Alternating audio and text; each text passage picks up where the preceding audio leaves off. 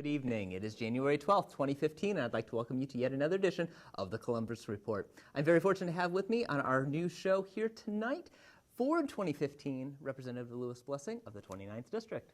Thanks for having me, Jason. I'm glad you could join us. I'm glad you could join us because again, it's just the brand new year. So again, Happy New Year. Oh, Happy New Year to you too. And, we were just discussing here, very preliminarily, of course, we've only been 3 days in to session, so there might not be exactly a lot of things future-wise to talk about, but we have a lot of things to clean up before we get into 2015. That's right.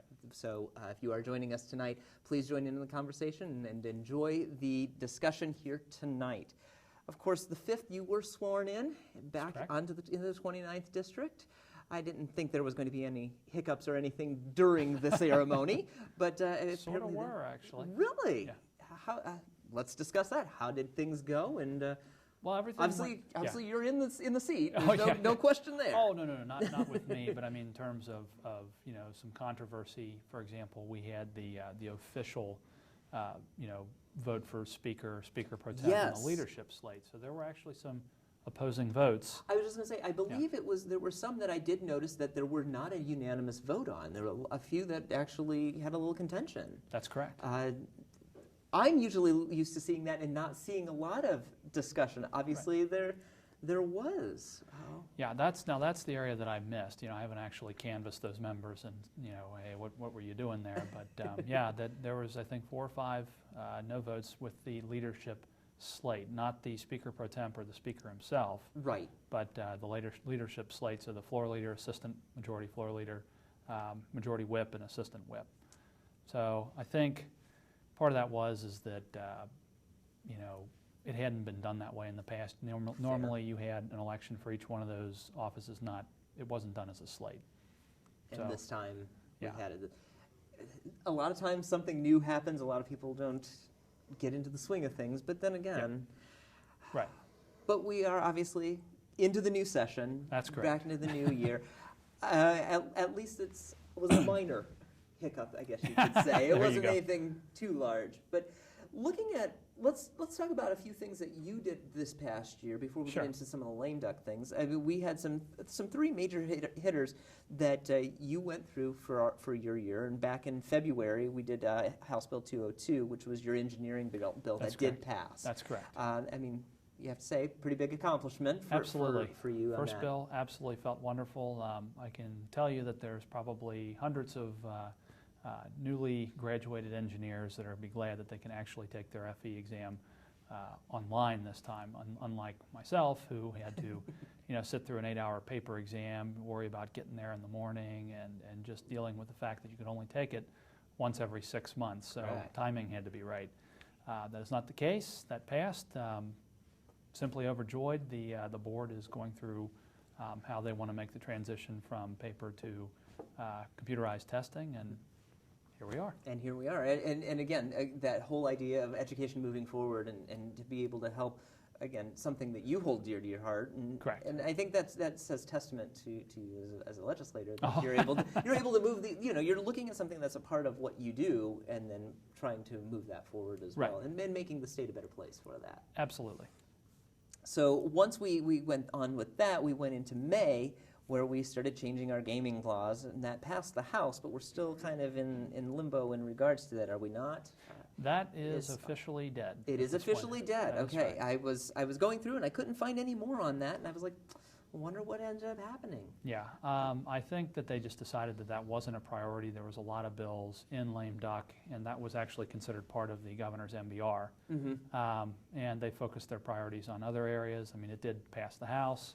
Right, I was going to say, it did pass the House. Almost unanimously, but it just fell apart in the Senate. And, it happens sometimes. I haven't decided quite yet if I want to reintroduce that with Representative Beakey. Mm-hmm. This GA, nobody's really been clamoring for it as such, so we're just going to have to take a wait-and-see approach for that.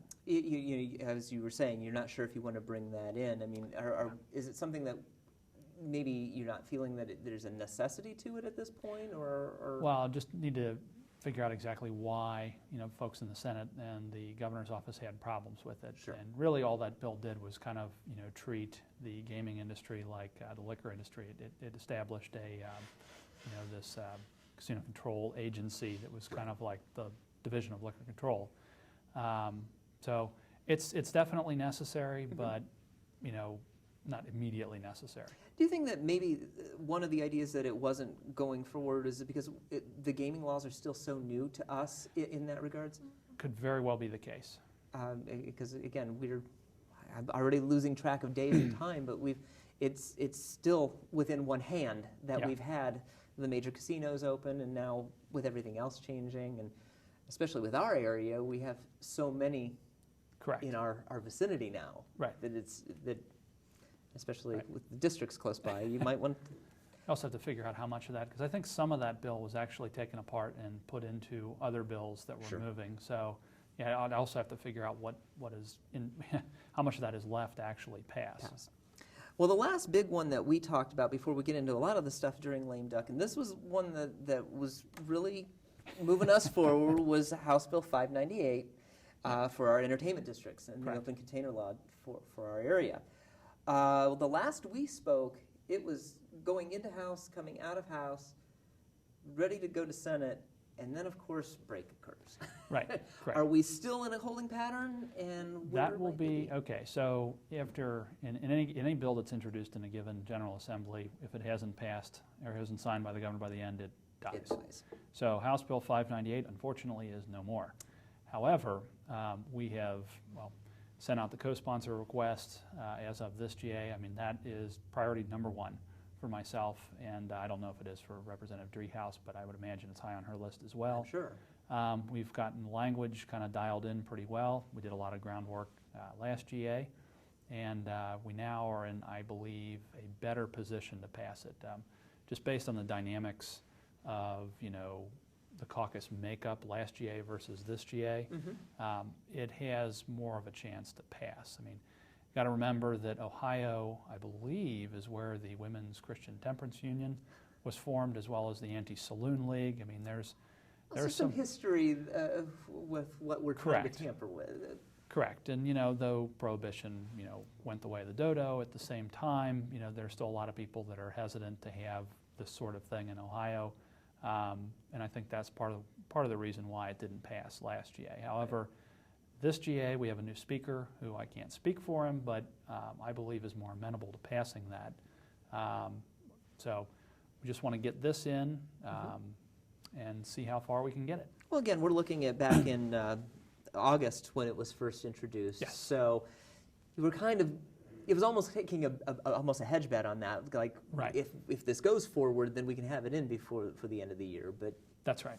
Yeah, the history of that was kind of strange. I mean, it was originally Senator Eric Kearney's bill, and he got caught up in quite a few other things. I mean, he was the Senate Minority Leader, then he was running for governor. I think this just wasn't on his radar. And then when July rolls around, I ask him, hey, can I introduce this in the House? Yeah, sure, that's fine. We did a lot of groundwork, got some things in, talked to the right people, and it seemed like that we might be able to get this through in the House.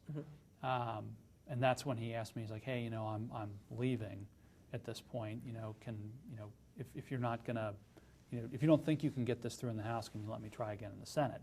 And they did actually get 116 through committee and the Senate this past GA at the very end, but didn't make it through the House. And, I kind of had a feeling it was going to go that way, but, it is what it is. So, but interestingly enough, though, with that bill, found out where some people stood in the Senate. Okay. Specifically the Senate leadership. Senator Faber, Senate President, was talking about how this is not a local issue. He's like, why don't we let the locals decide? And, my first inclination was, that's great. I'd love to do that. We can just let them tailor it their way, or don't do it at all. Perfect. Solves a lot of the problems that I had seen with House Bill 598, namely, other members and jurisdictions calling and saying, hey, our population threshold is, we have like 25,000 as of the last census, but your minimum is 50,000. I was just going to say, which was that bare minimum that you needed. Yeah. Right. So you can really get rid of a lot of that with giving it to the locals. But again, you've got that fine line, that history, that culture in Ohio. Right. At this point, I just want to see something get in there. that we can do it in a very controlled fashion.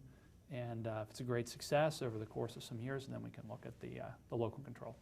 We had talked about, and you can watch the previous episode when we were just fully discussing this, and that our concern or question was why did Columbus never think to do this before us? And you and Representative Driehaus taking the initiative to take it on for Cincinnati, in the Cincinnati region, to be that first. Yeah. I mean, that says a lot, to be honest. And absolutely. Yeah, I I have to laugh too. I didn't ask Senator Kearney exactly why, but I had heard that actually a couple of his aides actually brought that up, like, hey, how come we're not like this? And he looked into it and was like, well, we can do this. And and Representative Driehaus and myself, I mean, you just don't think about it. You go to these places and you're like, wow, this is really cool, and then you tend to not think about the fact that, oh wow, we can help influence this in the state of Ohio. So that's where we're at. and one of the interesting things that as I'm going through this is, and hoping that depending upon how you do tailor it to be reintroduced this coming session, is we were talking about bringing it local, making it to those changing those minimums. Was it one of those reasons that it became such a hot topic in our areas because everything was new to us, whereas everything was kind of old hat for everybody else. Cleveland had already felt that pinch and was kind of, unfortunately, died down, but still a wonderful area to go to in their Banks area. Sure. And you've got High Street, which I hope will never die. Yes, and then I of agree. course with what we have here at the Banks now. So I'm wondering if, because it was such a new, it's our baby now. Yeah. So that kind of ushers in that new blood, so to speak. So obviously you were saying kind of priority one where you want to see this go for this session. Absolutely. You're already talking about how soon do you think you're going to tweak the bill and work this into where we can We'd see like to something drop it by the end of this month. We did take You are really looking forward to doing forward, yes. So then we get a hearing. Hopefully it'll go to a committee that actually I am now the vice chair of. That's the Government Accountability and Oversight Committee, which is the same as the old Policy and Legislative Oversight Committee, which handled a lot of the alcohol bills. Okay. So we want to get this out as quickly as possible. But you mentioned the development, how it can drive investment and people down to the banks, for example, to indulge in this. Sure. Is precisely one of the reasons why groups like the Ohio Licensed Beverage Association, for example, isn't exactly wild about this. They feel that it's going to start pulling people away from like the outlying townships, for example, outlying cities, into these main areas in Cincinnati, which is kind of a concern. I could see that, but I don't know. Enjoy a certain area. I mean, there's plenty of perks out here. Sure. It's cheaper, there's better parking. So I'm not always going to immediately pick the Banks, for any given weekend. If anything, I think it's just going to, drive people to spend more money and, patronize businesses on the Banks more. Well, as you were saying, if it's not an every Friday night thing, you want to probably stay at your local watering hole, so to Correct. speak. So it's not going to, I don't think it would deter everybody. Yeah. I mean, maybe to some degree, but I don't think it's going to be to that nth degree where everyone thinks, well, Tavern X in Colerain Township is now a dead zone because everybody wants to come downtown. On a morning like today, if it were in the evening, Sure. I wouldn't want to leave my house or get too far. But if I were to want to go and have some establishments like that, sure. Absolutely. Speaking of your district in Colerain Township, and one of the items that unfortunately did not pass in that area was the Jed Z. Correct. And now that Jed Zs are no longer a viable entity within the state, what is something that you can try to help your district in, especially something in that area, when you've got townships and areas that want to look for new pieces of revenue? Yep. Is that something that you're going to be looking for in this year? We already were doing that actually at the end of either November or early December. We had one of the trustees come up with the township administrator, Colerain, to discuss with the, now at that point, the Speaker-elect Rosenberger and at that time Speaker Pro Tem-elect Amstutz, talk about funding for townships. Now, granted, we just went over, the basics of, what's really hurting Coleraine, where they'd like to go. No promises were made, but going forward, I think that there is certainly an appetite in Columbus to give some money back to the townships, specifically for capital funding. I know that in Coleraine we haven't. I think we tried to pass a roads levy in, what was that, 2001? Yes, and that failed. Yes. So it's been quite some time. I can tell you, after having having spoken with Representative Amstutz since that meeting, he's certainly still amenable to it. Nothing has changed. The budget's coming up, and we're going to go for that. Other than that, we're going to try to increase the local government fund a little bit. I don't know how that's going to play out. But again, we kind of have to be careful with this. I mean, Sure. Townships were the ones that were hit the hardest. The hardest, absolutely. Cities, counties, they were able to, raise money through either sales tax or income tax. Townships, they have property tax. That's it. Unless they had the Jet Z, which we don't. Right. So, absent that, we're pretty much dependent on, getting some state funding, and we're going to try to do it. I can't make any guarantees, but that's where we're at. But at a minimum, though, getting money for capital purposes, I think, is definitely possible. Where do you think the change in priority became? Because when this all happened and the cuts hit, it hit hard. Right. And at most times when you had certain people coming in, the state was like, that's your issue now. That's something to deal with. Now we're starting to hear that the state does want to listen to these things, and that's a really good thing. Is it just turnover, would you say, or new change? I won't say change in leadership, because obviously we're still under Kasich's governorship here, and Sure. that happened during his term there, and it continues today. But you're seeing some new legislators coming in from the last election. So do you think you're going to see some change in that regard, so that we can make that change? I would think so. I think that there's a lot of, I would agree, and it's also, there's two reasons. You have, for example, the newer members coming in that, of course, have, heard it from their local township people, local city people. I certainly have. Mm-hmm. And on top of that, the state has been running, a lot of surpluses lately. Absolutely. Yeah. So I think, given the cuts that had taken place in the 129th General Assembly, not having been there, but my sense is that at the time you had that $8 billion deficit, Mm-hmm.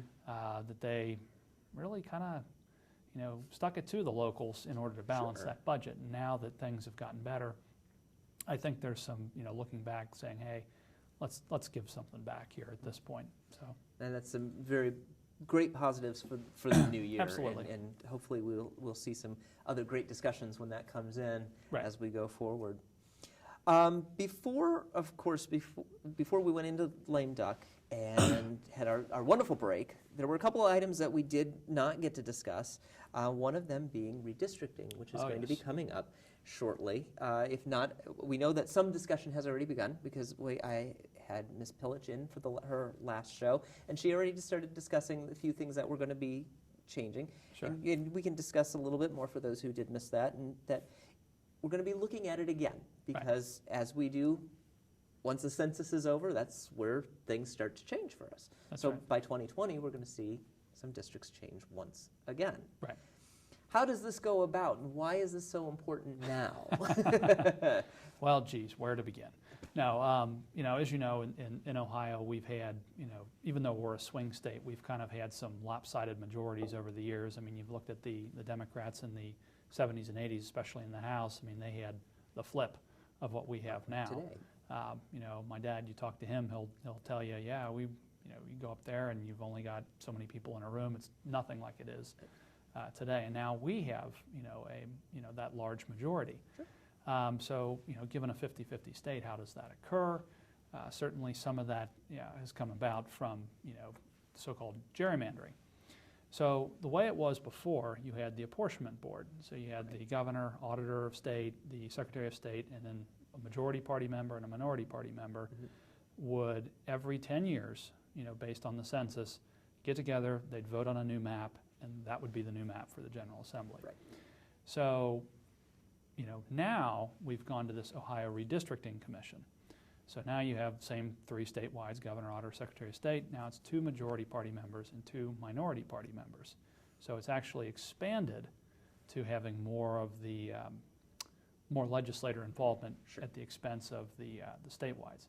But it actually gets a little different here when you have this Ohio Redistricting Commission, because now, whereas before you had to have just a simple majority to get the map in, now you have to have a bipartisan vote that has at least 2 of the minority members on board. Okay. So let's suppose that we come up with a map, let's back up.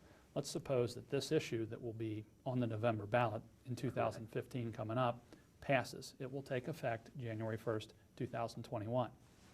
So when we're ready to draw the map, after the census in 2020. We'll have all the census data together. We'll be able to reconvene here. Exactly, right. So that a map is, they go for the map. Let's suppose that you have the same majorities that we have now. We'll just use numbers like that. That way it's easier for everyone to understand, and we're not playing hypotheticals completely. So you have, so if everything were the same and you had a Republican governor, auditor, secretary of state, 2 majority party members Republican, and 2 minorities were Democrats. Right. If the 2 minority party members decide that they do not like the map, that map will be in place for 2 General Assembly cycles, which is 4 years. 4 years. Okay. Also, coming into play here is the fact that the courts can actually challenge, they can't challenge, but if it's non-appealed, the courts can actually tell the commission that, hey, you need to, reconvene, redo this. They can't order the commission to adopt a specific map. Right. They can just order them to, hey, reconvene, get this done. And if it's less than, I think, 6 House districts or 2 Senate districts, they can, if it's less than that, they can just say, hey, fix these specific districts. So you can be very general or specific to that and be able to change that as opposed to redoing the entire map. Right, but they can't order them to do anything. So that's what happens if you don't have the minority party members on board. If you do, say in that case, have at least one of them, if you have a unanimous vote at that point, where you have all the minority party members, at least the 2, on board, then that's the map for the next 10 years, the same as it was before. Okay. Now, when this map, let's going back, I know it's confusing. Hey. We'll have the flow chart here in a minute. No, that probably would have been a good visual. Here. Right. So after the 4 years, they have to come back, redo it. Let's suppose that at this point, the minority party members aren't on board with this at all. This is trial 2. This is after trial 2. This is after the 8 years, 4 years. 4 years. Sorry, I'm already thinking ahead. No, yeah. If you go for the next 4 years. See, we do need a flow chart. This is if they say no the second time. Correct. Yes, and if they do that, then it's a simple majority vote. And at that point, it becomes the map for the rest of the 10-year cycle. Right, so then at that point, it'll be good for the remainder 6 years. Correct. Okay. Yes. So then you have your map, then everybody's, well, not everybody's happy, but some people are. To a degree, when I was going through this, it's like, it seems like the majority party, if you wanted, would just, twice steamroll over the minority party, and they would still technically get their map if there was no group that decided to challenge it in the court system. Correct. So that's kind of a flaw to it. But there was one thing that was nice there that they did have is the district standards, and I had to write these down because there was 3 big things, and one was no district shall be drawn to primarily favor or disfavor a party. So the courts will certainly look at something like that. I think that addresses probably the number 1 concern for most people in the state of Ohio. I was going to say that's usually the one thing that you hear most when you're looking at the districts, which is what we heard pretty much 2 years ago. That's right, exactly. And then you have, district must be compact, as it always had been. Although, interestingly enough, they had no definition for that. I would have thought that if you had some sort of, if you said that they have to be compact, what does that mean? Yeah, that it seems like a very generalized definition, compact. So, Right. So, are we talking about density? Are we talking about, what are we talking about? Right, exactly. You That's would think fair. something like that, like with the, as they refer to it in the northern part of the state, the snake on the leg, even though it's a congressional district, which we didn't deal with. Do you have something that says that the area has to be in a certain proportion to the actual perimeter of the district? I don't know. No definitions. No I thought definition that was on kind of iffy. But anyway, then the last is the proportions of the House and Senate districts must correspond closely to statewide voter preferences. So let's say that the state of Ohio was truly 50-50. If you have a 50-49 balance in the House, courts will most likely look at that and say, hey, that's the balance we should have because it's a 50-50 state. state. Now, the one thing that was not in here at all was any mention of districts having to be competitive. Okay. And that, some people might argue that, hey, we want super competitive districts, but got to be careful because one of the things that was brought up in committee was when you have every district being as competitive as possible. This isn't, the makeup, that changes things, but the actual competitive nature of the districts, you end up having a way larger amount of money going into campaigns. Campaign fund. I mean, you can look no further than the district that this is in here, the 28th. Massive amount of money went into that Fair. race for both Cameras and Deaver, whereas a lot of these other districts didn't quite have the amount of money go into them. If you try to mirror that statewide, that's a lot of money. That's a lot of money. It is true. You are Right. correct. Not to mention, it actually shifts power, I think, to the governor and the Senate, because if you're spending as much time, raising money, because you know that your campaign is going to be that close, that nasty, you really only have about a year to actually legislate. And even then, you have to, be really on the ball with fundraising and, just getting everything in order for the campaign. So I think that was good. In the interim, I understand that some people might find that controversial, but again, I think that that's probably a good thing, and it also allows legislators when they do get elected actually focus on what they're there to do. So, but ultimately, having the proportion of the districts match the statewide preferences does encourage bipartisanship, and that's certainly, as we all know, a good thing. Good thing. Yes.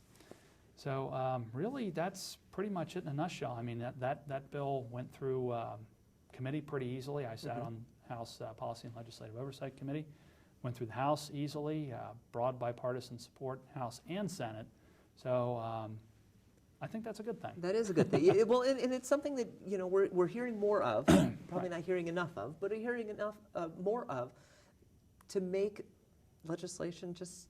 Again, that balance between the two to show that it's not a war, it's just trying to get something passed to make the state a better place. Mm-hmm. Agreed. And so, like you said, we're seeing a little bit more of that. When will we see the complete formality to this going forward? Obviously we're just starting session now, so I would assume that's going to be somebody's very early resolution soon. Right. You will probably, this... Because if you're already saying November ballot... Yeah, so it'll be on November 3rd of this year. It will be on the ballot. If it passes, it's going to be a while. It doesn't take effect until January 1st, 2021.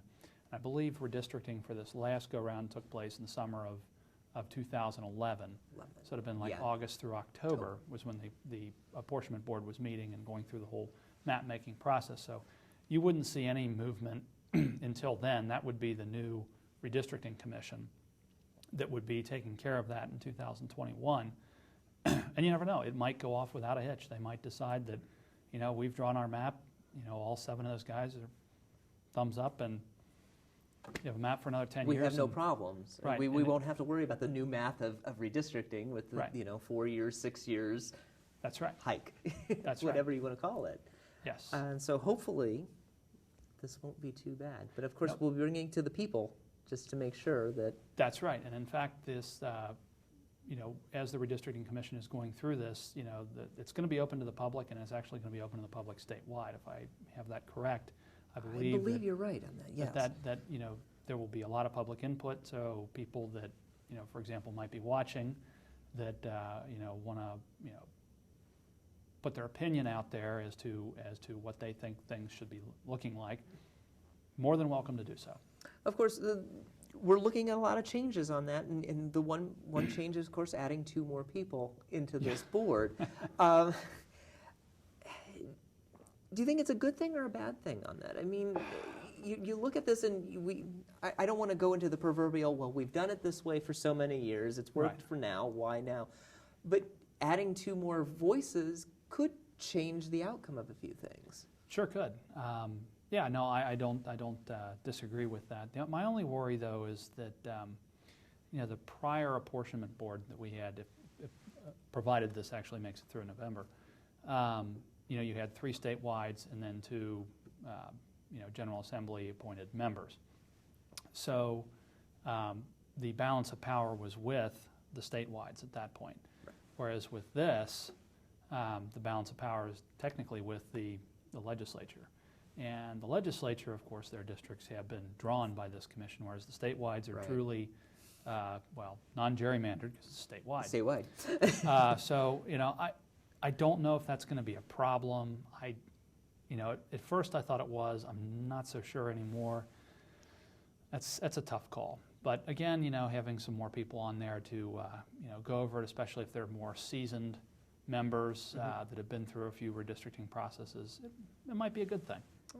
Again, we'll be bringing this to the people, and so they'll have their voice heard about what's going on, and we'll see. It's funny to say that we're talking about this now, and in our minds, 2021, it's not that far away. If you count it, that's 6 years. That's right. And 6 years can go like that. Yes, it can. And so we'll see what happens. I mean, we'll be obviously something we'll be keeping our eye on. We'll be discussing it up until November. So, just be prepared. There's a lot of discussion coming up soon. Other lame duck items, of course, we were unfortunately not able to have Mr. Seitz in prior to January. His schedule did not allow for it, but we can discuss one of his bills that came along our way, and you had made mention of it, of course, is his traffic cams and what's going on. That is 342 That's correct. Was the bill at that point in time. A lot of heated discussion. That's right. Say what you will, but your thoughts when we're dealing with said bill. For those who aren't aware, 342 was dealing with traffic cams and the availability of them and use of them, correct? Correct. Okay. I did get it right. And it used to be it actually started out as a House bill. I should remember the number, but cannot. It was, I want to say 69 maybe. It was Ron Magg and Representative Dale Mallory. Okay. Down here, sorry, Representative Ron Magg and then Representative Dale Mallory. And that, of course, passed out of the House, died in the Senate. There were some worries about, home rule provision on that. So I think Senator Seitz, being an attorney himself, decided to take it upon himself to craft his own legislation that would, satisfy all of, the constitutional requirements and then move that forward. Which is, again, very interesting that it passed in the House, died in the Senate, and here it is now we're going to be where he reintroduced it in the Senate. Again, probably retooled a few things to probably clean up the verbiage. As you said, he is an attorney, so he's probably looking at a few of these things. And bringing of course, it forward. Exactly. Well, it came to my committee in the House, passed favorably there. We did have a lot of input from law enforcement and municipalities. Law enforcement officers and municipalities. They all felt that this is pretty bad.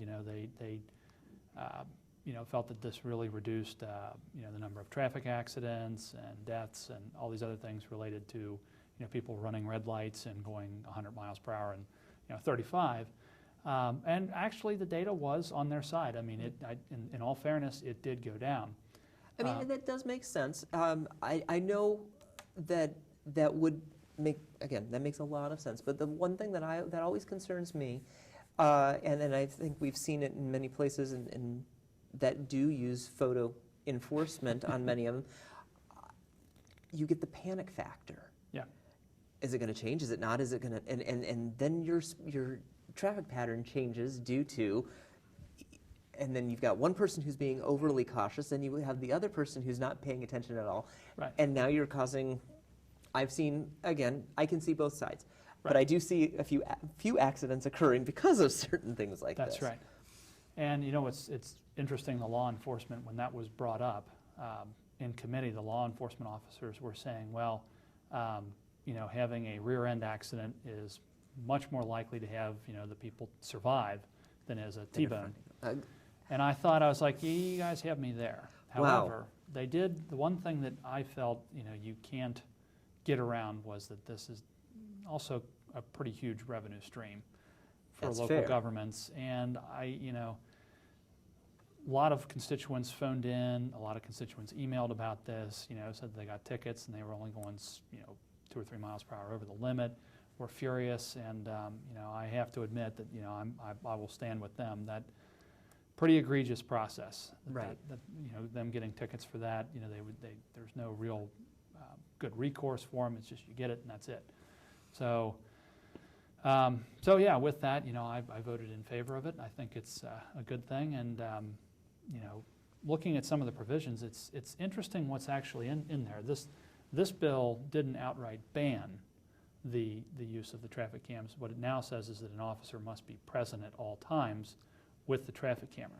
And that, to me, that makes sense, because when most of us took driving school, most of us did learn that, you know, you needed to obey your Right. traffic laws, Yes. but you needed to be cautious when a member of the law is going to be there, and they're going to be in their car.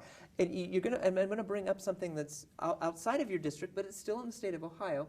For those of us who travel by Pass 4 and live in Butler County, Yep. there is the infamous white van right. that does patrol, Yes. and he will sit there, but no one seems to be inside, but they will take the picture of your car or your vehicle if you are going over the speed limit. Not a traffic cam, but a traffic car. Yeah. That's actually... And that's probably something that's probably looked at within there. That is correct. Yeah, that it's got to be, you know, it must be conspicuously marked. Yeah, that was one of the things. It would be in a truck now. Yeah, okay. Yeah. So what you saw is the way it's going to be. You know, there's also going to be more signage notifying citizens that the cameras are present. There's various other constraints on local governments. One of the things that I thought was interesting with regards to, you know, if you get a speeding ticket now, you can end up with points on your record. Yeah. This bill says that if you get a traffic cam ticket, no points are added to your record, even if you're going way over the speed limit. On top of that, it's not reportable and cannot be used against a driver for insurance purposes. So it's interesting how that all works out. But yeah, that was in the bill. Okay, that's interesting, because now I'm going to think as a delinquent driver, just real quickly, playing devil's advocate as I do here. If they know, if a driver knows that, what makes me want to go any faster? If I'm not going to get the only penalty I'm really getting is the ticket. Correct. And all I'm doing is paying the fine, which is probably going to be a traditional $100, $150, depending on where you are, ticket, and there's going to be no points and nothing's going to go against my insurance. I'll just pay the fine and I'll be fine with it. That's true. It is, and you definitely bring up a very good point. I mean, I don't want people to drive like that, because trust me, I'm on the road with you all, as we all are, and we're trying to be safe drivers and trying to go about our day. Yep. I would hope that as a cautious driver that I like to be, or I'm not saying I'm the best driver, but as a cautious driver, you want others around you to be Right. cautious. So knowing, again, I'm the panic driver. I'm the one that knows if that photo enforcement is around or those traffic cams are around, I'm already watching my speedometer within 3 miles under. Right. Whereas people see that and they'll go forward. When you're looking at a bill like that, again, you're looking at something that's like, well, I'd rather pay the fine than be late. Yes. Well, I'd like you to pay the fine, but I'd also like to be alive. Yeah, that's right. So I'm sure that this is also looking at the health and well-being of our drivers. Do you think that there is other means that are going to be added to this bill before we see? No, it's already. Oh, It already passed. We It was are signed by the passed. governor in December. So I don't think there was an emergency clause attached to this. So it'll be law of the land. What, February? February then. Okay. So that in mind, yeah, I mean, we can certainly amend it. But when you get towards the end of a cycle like that, if you give you an example of how something could go wrong, like let's suppose that you were a bill that was, a House bill, or maybe I should go with a Senate bill here at this point. But in other words, if you amend something, if we amended a Senate bill and, in the House, and then you have to have a concurrence. I'm getting all mixed up on this. Jeez. Anywho, so start out with a Senate bill, comes over to, it passes the Senate, comes over to the House, okay? In the House, we amend it. Then that has to, the Senate has to agree with the House changes. Okay, sometimes you might not want to do that towards the end because the Senate, for example, left for vacation a week before the House. Okay, so they wouldn't be able to concur with any changes that we made. So if I recall correctly, this bill in particular, we didn't want to make any major changes to it with that in mind that it would have killed it completely. Mm-hmm. So yes, we can amend this going forward, but at the time the decision was to just leave it alone. Leave it alone and go with it. And so here we will see in February. Now, when this does become law, how will we be dealing with something like this? Because obviously this is a bigger change. Obviously we're going to, obviously it will go local to where they will decide where these will go. Obviously the state's not going to have their hand in this. That's correct. In that portion of it. Will it then be up to those areas then to start to do the enforcement themselves? They'll make the decisions as to where they need to go, or will it come to say, for example, your area and say, well, I need to look at these areas, or is it completely a local issue? It's a local issue at that point. Because I can think of a few places that they probably need to put some of these, but that'll be up to the constituents higher than me. Yeah, exactly. And it does beg the question, at least talking about it in committee, that they had all these thresholds that, for example, in the bill that suppose it's not a school zone, for example, and you just, regular run-of-the-mill road. If you're going less than 10 miles per hour over the speed limit, and this thing cannot give you a ticket based on this statute, which leads me to the question, what are we saying about our speed limit then if you have this 10 mile per hour buffer? Have we gotten to the point where we might need to relook at some of the speed limits? And that's a good question. You do look at a few roads and you're going, well, why is this 35 when there's really, again, no reason that it couldn't be a little bit more? Or was it at one point a little more residential? Are we having an issue there? Right. No, exactly. And the other issues that were raised, the home rule arguments against this, that you're messing with, how municipalities deal with this issue. Mm-hmm. My other question was, why not just put this on the ballot and let the voters decide, what they want to do? For example, Cleveland essentially put in this kind of bill that the officer has to be present with the camera. And boy, I think that was, it passed 3-1 in Cleveland. Wow. Cincinnati had a charter amendment, was it maybe a decade ago or something like that, to essentially ban these things. So I would think it would stand to reason it would pass statewide, and then you don't have any home rule problem at all because it's in the Constitution. It's the Constitution. You can't argue that. I mean, you can argue, but it's not going to get you too far. That's correct. So, and then with the idea of having an officer in there, it still brings up the safety issue. Yes. Well, they can. I mean, that's not to say. I would try to look at it as, from the officer standpoint, the municipality's standpoint is, it's a tool helping a specific officer at this point. So, I mean, he can still be issuing tickets while he's looking at, for example, really egregious people that are just flying by there. There's nothing to say that, he can't stop, some person that went 100 miles per hour past that traffic camera, Right. pull them over. And by the way, if he did pull them over like that, regardless if there was a camera there, that person can get points on their system. It goes back to the other. Well, that's what I was just going to, so if they are going to do that, at that point, you would have to, I would assume so, Right. especially if he's getting out of the vehicle, doing his duties. That's right. As well. Sure. What I'm afraid of seeing is that with an officer in the car, we're bringing up that idea that yes, he still can go, but in many people's minds, it's like, well, there's another cop just sitting in the car. And I would hope that that's not, obviously not the case, but to some, that's what most people may think. Yeah. And I would hope that would change. Yeah. It's a valid concern. But we're looking at this to change, and hopefully, again, bringing up that safety issue. It's a fair thing to do. Again, the places I drive, and sometimes you wonder, as you brought up, maybe it is time to look at some of the speed limits in varying areas, Yep. and again, with this being a local issue, where Right. where are people going to go? Well, that's up to That's right. their area to decide. So be cautious, be safe.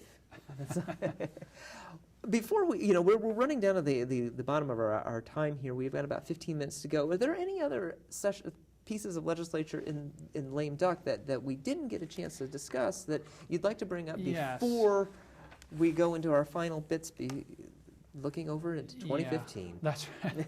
There was one controversial piece of legislation, depending on where you stand on, and granted, we need to take some of the emotion out of this. I know there's people that are for the death penalty, against the death penalty, but in Ohio, the death penalty can be It is imposed. applicable. Yeah. Right.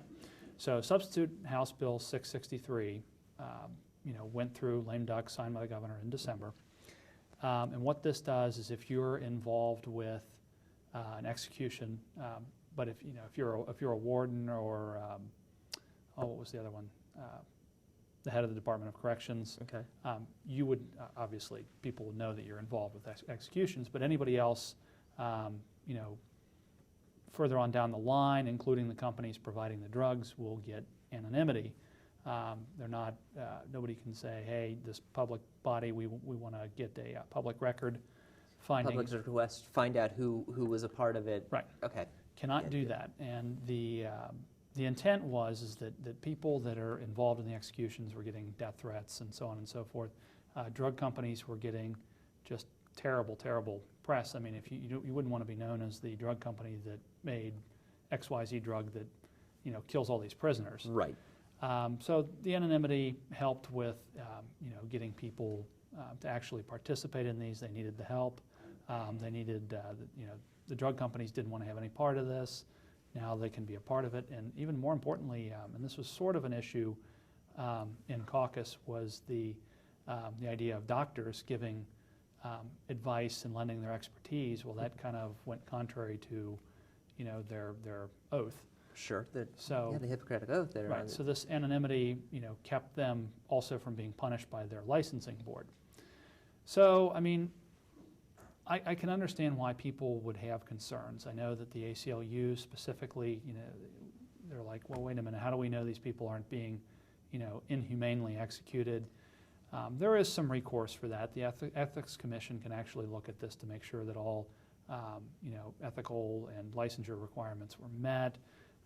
If somebody was, truly acted unlawfully, the courts can get a hold of that information if need be. But it sounds like it needs to be a reasonable cause to do so. It's That's correct. Not as you're saying, well, I'm Sally Smith and I oppose everything that you've done. I want a public records request on that. You can't do that. Right.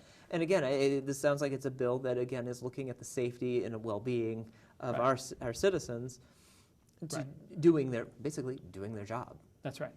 And actually, this bill actually is also time limited in the sense that it only operates for the period 24 months after this bill's effective date. So this was passed in December.